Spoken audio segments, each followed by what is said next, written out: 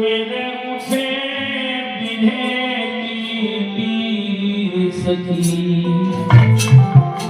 वृंदावन जाऊंगी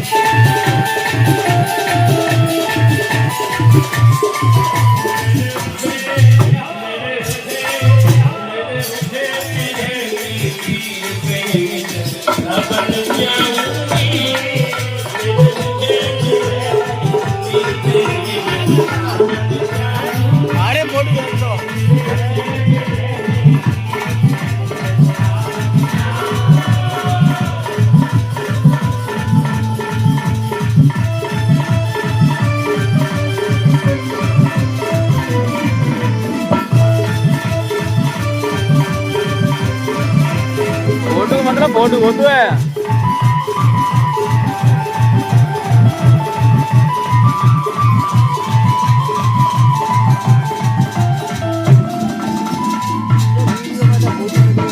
हाँ देख ले बोलियानंद कंद भगवान की जय।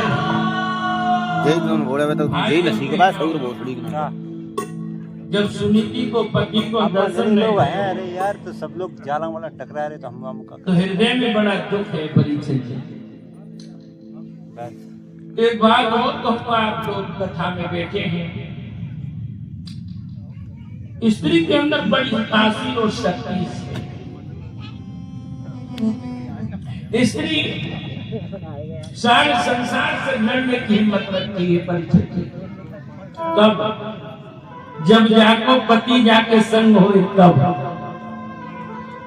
तो मेरे भाइयों, जिस स्त्री का पति इससे रूठ जाए तो फिर उस औरत में शक्ति सामर्थ्य नहीं रहती है, फिर वो औरत टूट जाती है।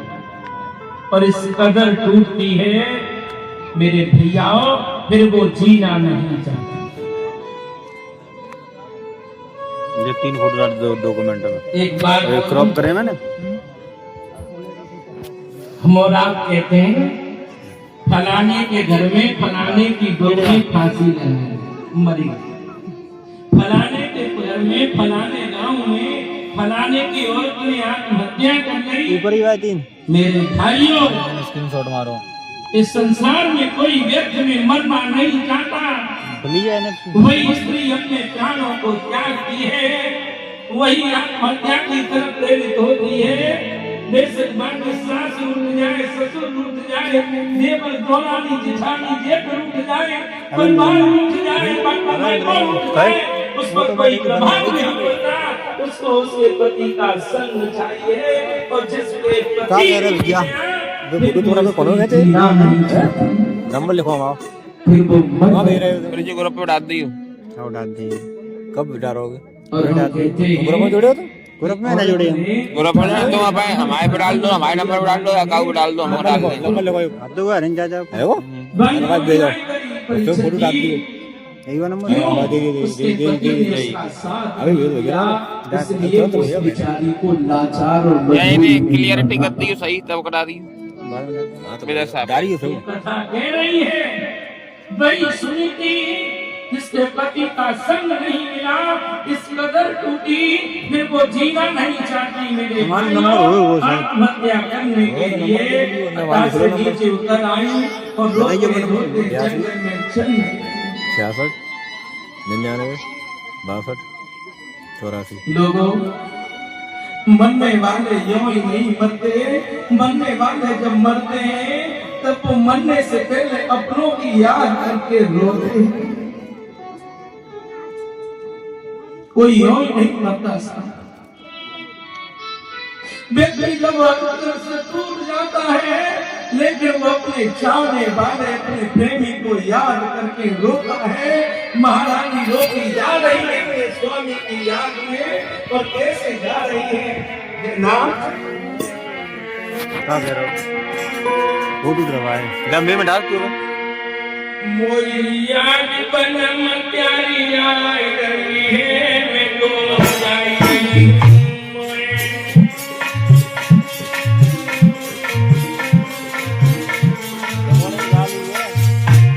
अच्छा बोलो चालू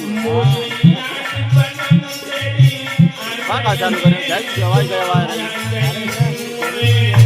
बस सेट करो यहाँ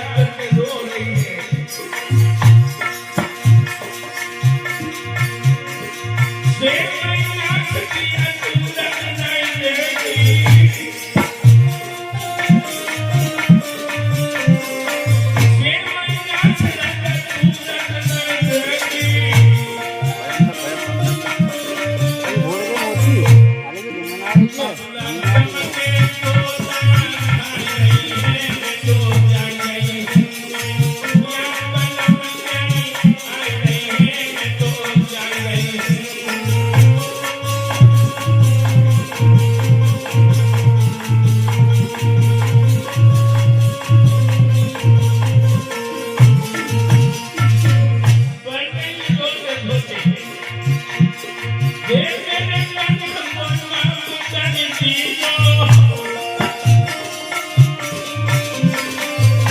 मत चाहे तो दर्शन कीजो तेरी प्रिया प्राण कमाई गई है मैं तो जान गई हूँ या कदम तेरी आ गई है मैं तो जान गई हूँ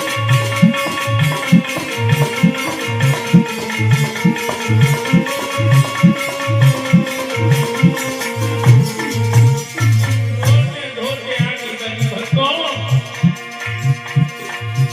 सोच रही है ना यार फोन गिम्बल पे हो जो सुबह के गिलास में जाकर हाँ पर कोई स्टैंड पे यही कैब चल रही रात में यही तो बहुत हैवी आती है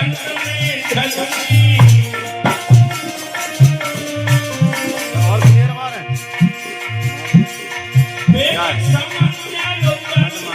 भाई से नॉट बेटर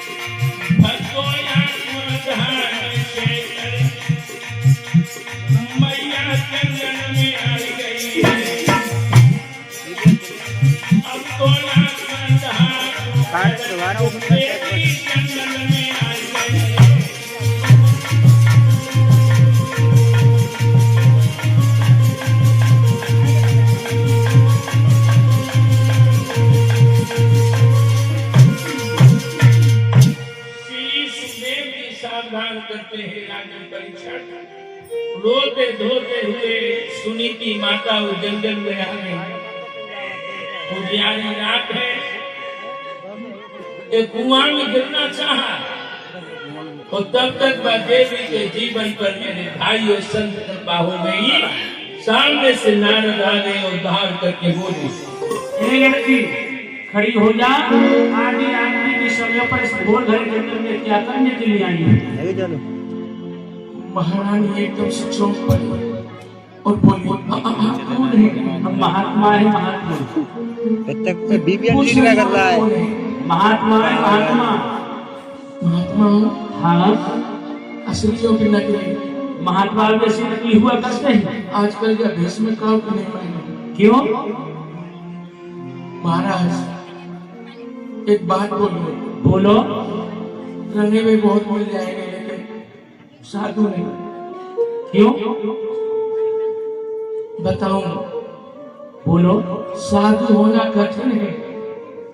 क्यों बेटी? चढ़ना पेड़ खजूर जीवी बहन जो छोड़ राम रस बहुत सबर जल्दी भाई साहब ऊपर ही साधु होना कठिन है। देवी राम चढ़ना पेड़ खजूर चढ़े तो चाकर राम रस गिरे सुचकना चूर। तुम कैसे महात्मा हो? शास्त्रों में लिखा है तुम काट खड़ी हो न खड़ी हो। महात्मा को दो खेत बच के निकलना चाहिए और तुम जो तुम मेरे पास में आ रही हो। ये तो बात बड़ी सही है तुम्हारी लेकिन मैं ये पूछना चाहता हूँ आधी रात्रि के समय पर इस घोर घर में तुम क्या करने के लिए आई हो? तुम सच्चे साधु हो। बिल्कुल भगवान के साथ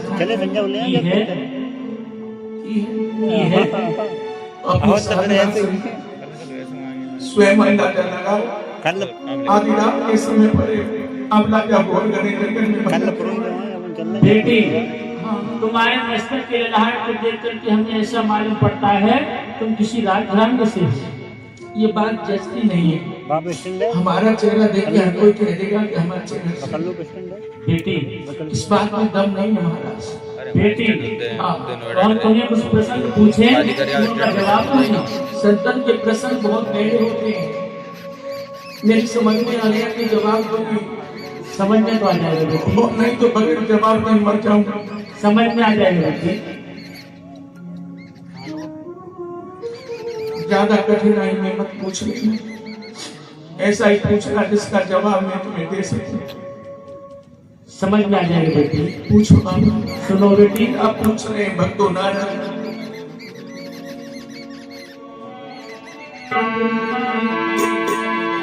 बोलो बाजा। वर्षा थोड़ी भई कादम गयो किसान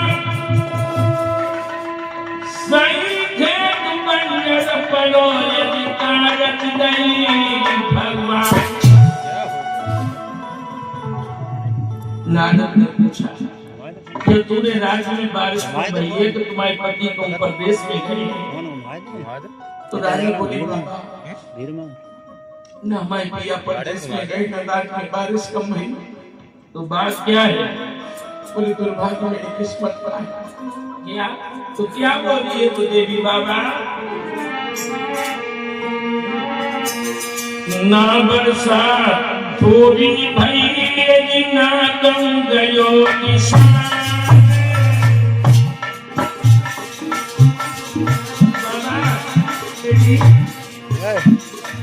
ना वर्षा थोड़ी भई ना कम गयो किसान।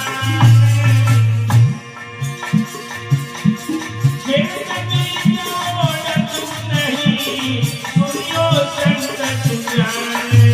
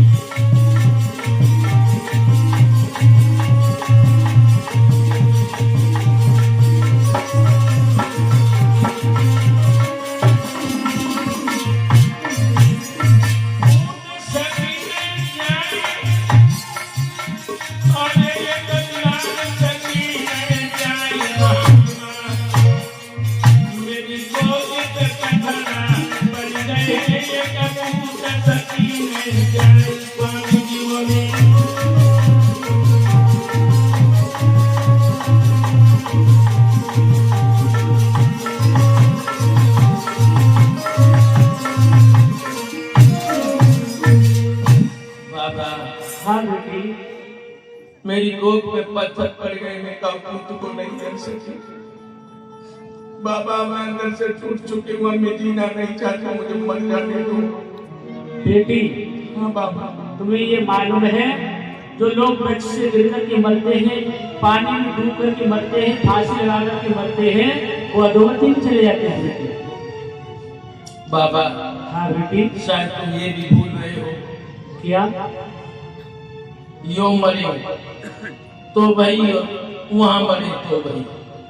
शायद तुम ये भी भूल रहे हो, जो स्त्री अपने जीवन में पुत्र रत्न नहीं पाती, उस प्रेम तो नरक में जाती, अपने पति को भी मिल जाती है, ऐसा शांत और संतों ने कहा। बेटी अगर ये बात है तो हम तुमको एक ऐसा वरदान देते हैं, ऐसा वरदान, ऐसा वरदान देते हैं, 1 साल के अंतर्गत बेटा पैदा हो जाएगा बेटी। दोबारा कहना। 1 साल के अंतर्गत तेरा बेटा पैदा हो जाएगा बेटी। तुम होश में हो? बिल्कुल होश में हो? हाँ बिल्कुल। तुम ये भाग है, तुम क्या कह रहे हैं? सच कह रहे हैं बेटी, हमारे वाला हो जाएगा। बिल्कुल हमारे आज तुम्हारे लिए आशीर्वाद है बेटी, हमारे आज तुम्हारे। तो बाबा बाबा क्यों? रिकॉर्ड कर रहे हैं शास्त्री जी और जाके अब वीडियो चाहिए और आवाज देते क्यों नहीं होगा? शायद तुम मेरे दर्द को समझ पाते हो। जैसे पाग का पानी रूठ गया, बोलो। क्यों नहीं तो पाग सुखाएगा। और जब पति पास में नहीं होंगे, पैसे में क्या हो जाएगा।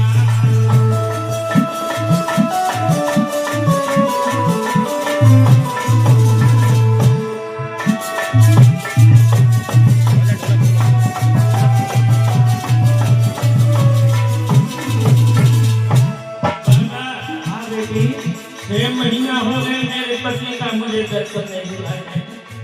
मेरी सोच ने अपने प्रेम में मेरे पति को वसीभूत कर लो है। जब प्राणधार से मेरा मिलन नहीं होगा तो बाबा मैं जला को काट तो जरूर। इसलिए बाबा मैं बात में देता हूँ, तुम इधर जाओ, मुझे इधर मत जाने दो। नारद बोले बेटी, संत की बात पर सरकार नहीं किया करते, ये मेरा अकल वरदान है। और जहाँ यही बात है तो क्या बोलेगा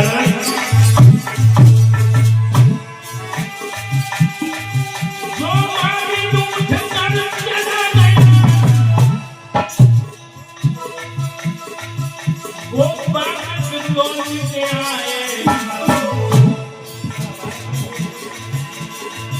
और एक बरस के अंदर ही तेरे क्या हो जाएगा।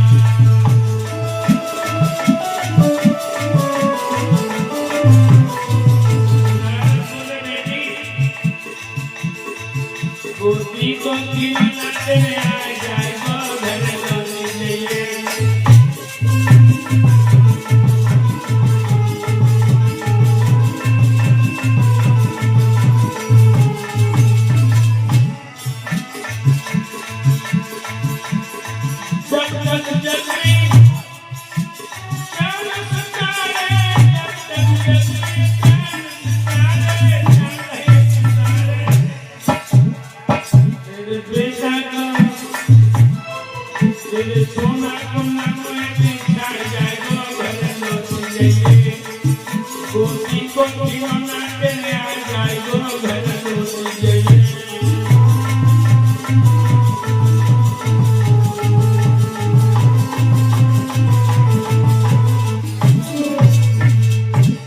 मेरी माताओं, नारद ने कहा कि बेटी लौट जाओ घर।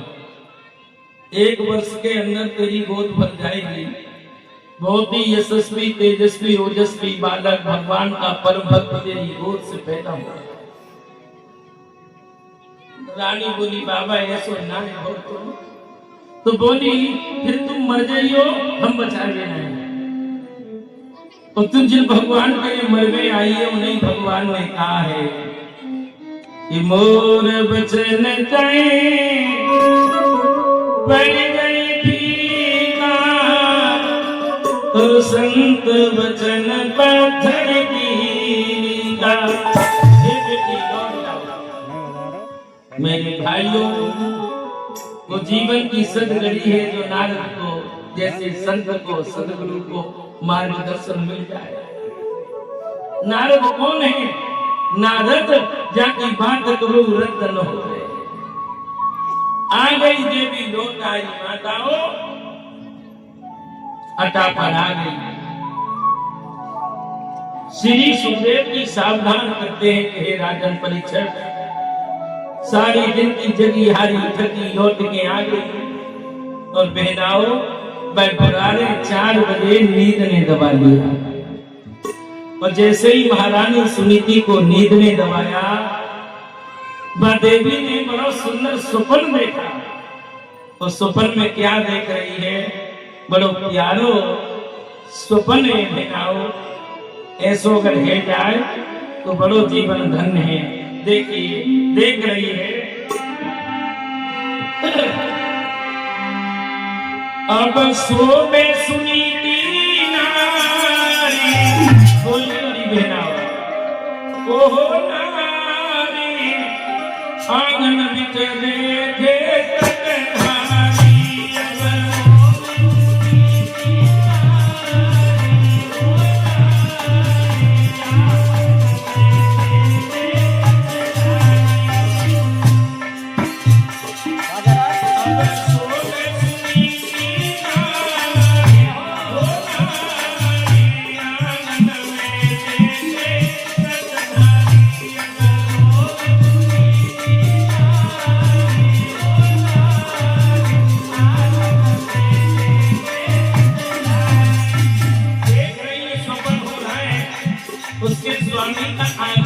महल में हो रहा है।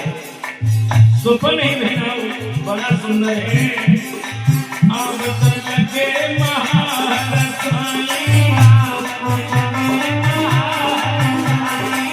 चरण में तो शीतल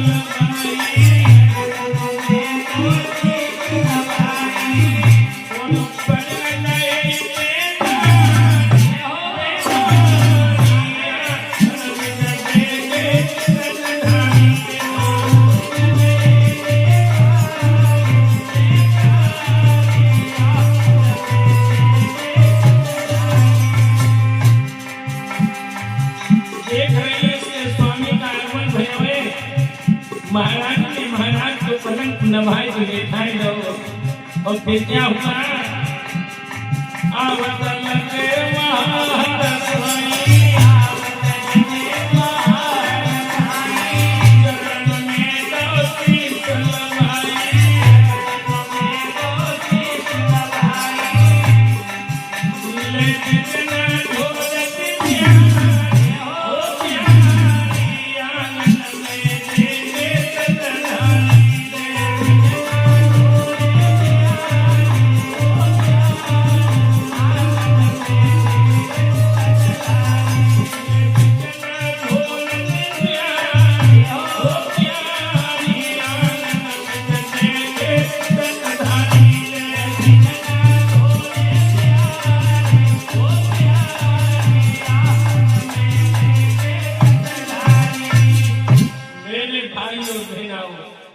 महारानी ने बड़ा सुंदर स्वप्न देखा और उसके बाद में आंखें खुल गई।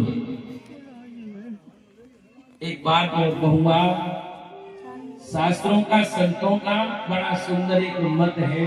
मेरी माताओं बेटियों बुजुर्गों युवाओं ब्रह्म मुहूर्त में अगर कोई सुंदर अच्छो स्वप्न है जावे तो दोबारा सोना नहीं चाहिए।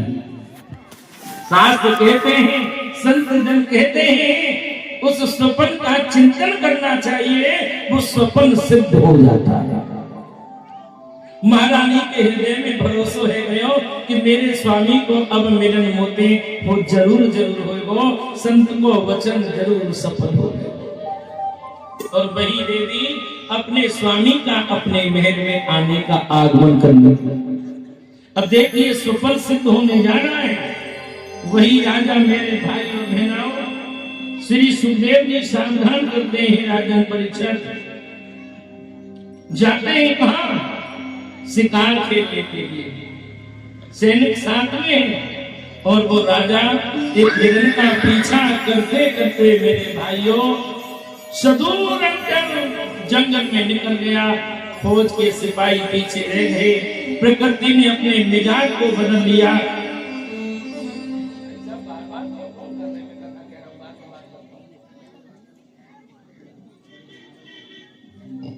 मेरे भाई और बहनों, श्री सुखदेव जी सावधान कर रहे हैं राजन परीक्षित। प्रकृति ने मजाक बदल गए, आंधी तूफान आ गए और फौज के सिपाही भटक गए और राजा दूर हिरण के पीछे निकल गए। फौज के सिपाही थक हार के लौटे आए। खूब ढूंढो राजा ना मिलो। छोटी रानी की सुरुचि से बोले महारानी माफ करना, हमने महाराज को बहुत खोजा लेकिन वो जंगल में भटक गए। रानी बोली तुम सो जाओ, मेरे पिया बहादुर हैं, बलवान हैं, वो लौट आएंगे। फौज के सिपाही आराम करने चले गए और मेरे भैयाओं देखो बड़े घरों के अपने एक नियम होते हैं। आप कभी जाना बड़े लोगों के यहाँ तो उनके घर के फाटक समय से बंद होते हैं, समय से ही खुलते हैं। मुख्यमंत्री के यहाँ चले जाओ, वो बड़े नेता के यहाँ जाइयो, वे यहाँ गांव में आ जाते हैं तभी लगता है ये नेता के बड़े भोले हैं। इनके यहाँ जाओगे बेरेदार खड़े होंगे, बोले अभी फाटक नहीं खुलेगा, 10 बजे जगेंगे, 11 बजे निकलेंगे तब खुलेगा। ऐसा ही होता है ना संतों का। ऐसे ही राजा है, ये नेता राजा है। ऐसे ही राजा के नियम में भी आओ। 7 बजे 8 बजे रानी ने देखो अबे नहीं लौटे और मेरे बहनों और भाइयों श्री सुखदेव जी सावधान कर रहे हैं। सोची ने भोजन किया, बिस्तर लगाया और आराम से सो गई। फाटक महल का बंद करा दिया। और जब राजा लौट के आया तो रात्रि का दूती पैर है, छोटी रानी का फाटक बंद है, वो फाटक खटखटा रहा है, खटखटा रहा है। अरे खोल भाई का सो गए, खोलो। अब वे सोए रही है लेकिन एक बात बोलूं, राजा को ख्याल आया कि आज बड़ी रानी के जागे तो बड़ो अच्छा मौका है।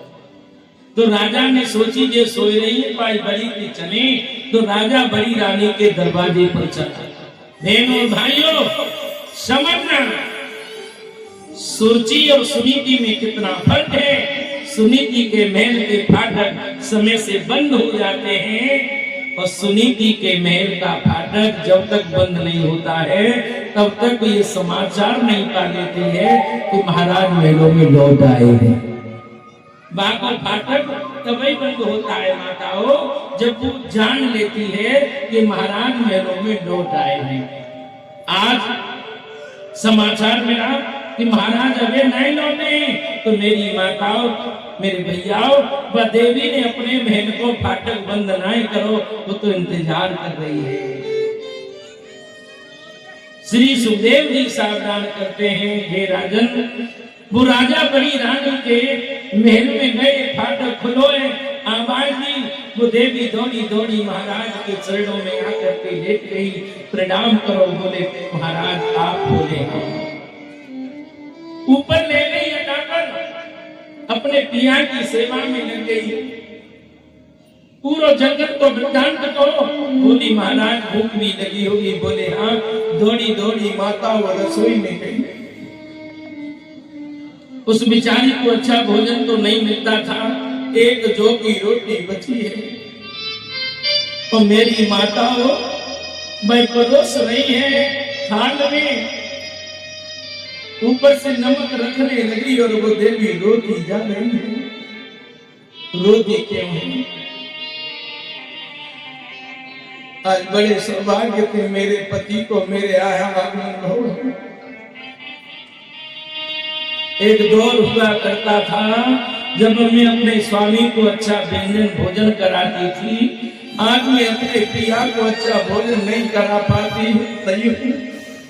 मैं जानती हूँ जौ की रोटी और नमक में मेरे स्वामी को स्वाद नहीं आएगा, परोस दिया जाएगा। और राजा ने पहलो निवाला मेरी बहना और भाइयों अपने मुंह में दिया, पर नमक और जौ की रोटी में राजा को स्वाद आया था। राजा को रोने लगा और बोला है प्रिय, ये चेहरा कभी चंद्रमा की भांति दमकता था, आज बापे झुर्रियां पड़ गई। रानी ने अपने स्वामी का हाथ पकड़ा और कहने लगी दिया रो नहीं, मैं मानती हूँ आज भी तुम मुझे बहुत प्यार करते हो। राजा राय में बोल वाली देवी तेने तो अपने प्यार की वास्ता दे कि हमें फांसी गले में लगाई है। रानी बोली स्वामी मैं सब समझ रही हूँ, और देखिए क्या बोली है मुझे भी।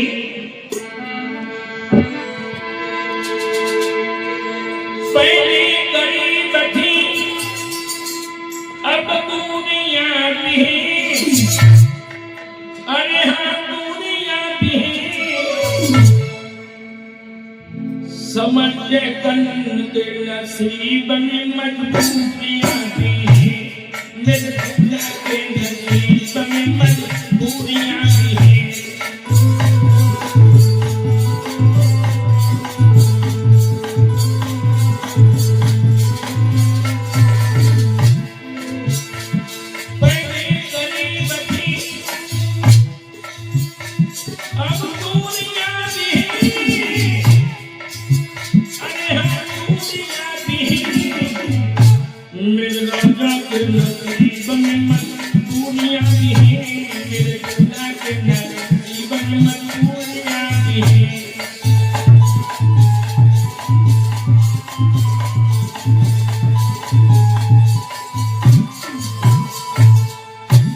लाओ प्रिया तुम लेट जाओ और हम तुम्हारी चरण सेवा कर देते हैं। सुखदेव जी सावधान करते हैं राजा परीक्षण। राजा रानी एक दूसरे में ऐसे घुल मिल गए, ये रात्रि महारानी के लिए सौभाग्यशाली साबित होती है। बसंत का दिया हुआ वरदान सफल होने जा रहा है। भक्तों ब्रह्म मुहूर्त में महारानी सुनीति गर्भ धारण करती हैं। बोलिए गोविंद भगवान की जय।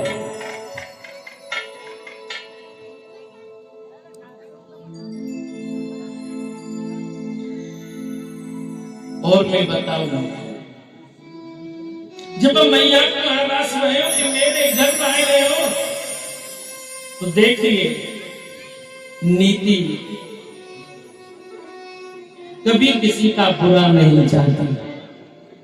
वो माँ वो देवी ईश्वर को गुणावादन करने लगी है। गोविंद मुझे लगता है तूने मेरी गोद भर गई तो तू मेरी सौत की गोद भर गई।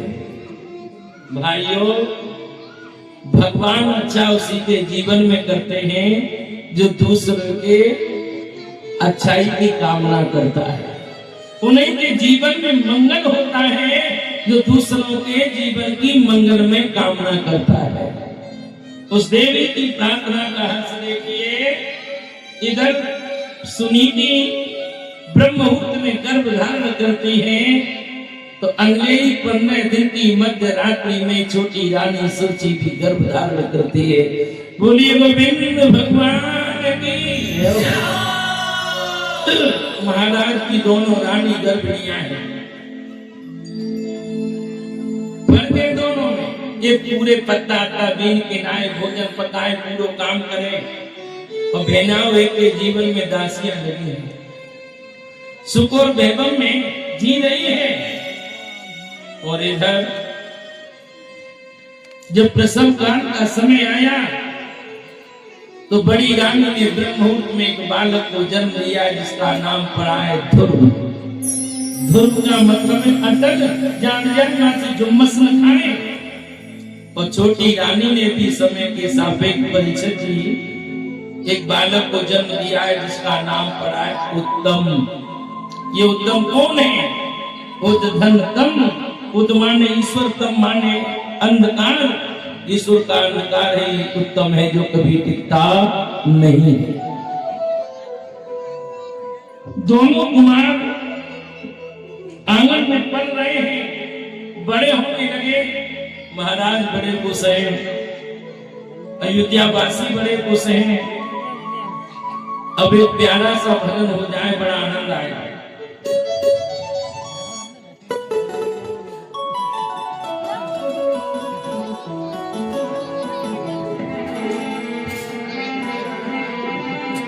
बड़े प्रेम से बोल लीजिएगा।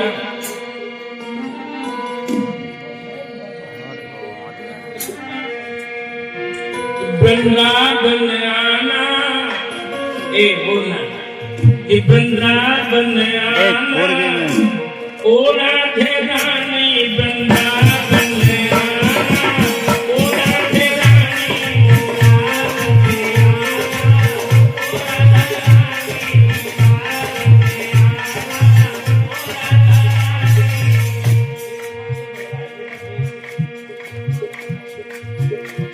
वृंदावन आना, ओ राधे रानी वृंदावन आना, ओ राधे रानी।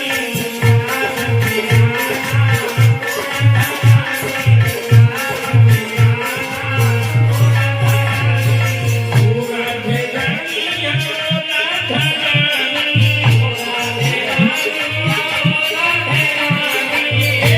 वृंदावन आना, ओ राधे रानी वृंदावन आना।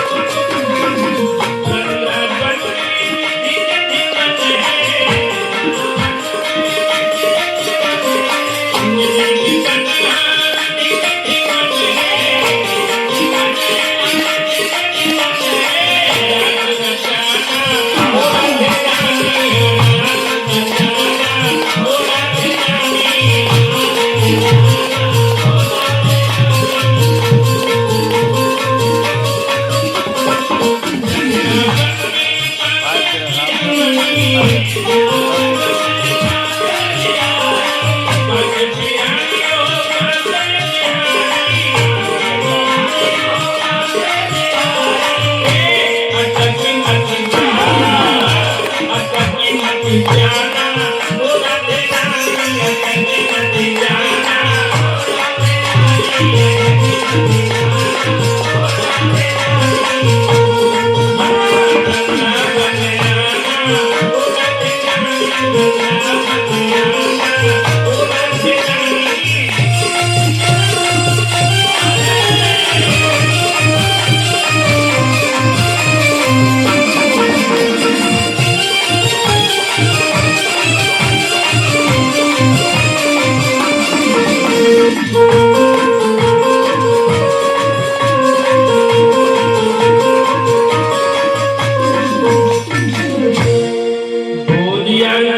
कंद भगवान की मेरे भाइयों बहनों बंद है ना श्री सुखदेव जी शानदार कर रहे थे राजन परिषद 20-40 क्या मिनटी धीरे धीरे समय बढ़ा उत्तम कुमार को धुन की 5 वर्ष मेलों से बाहर आते बड़ो आपस में अच्छा भाव है। वैसे एक बात बताऊं देना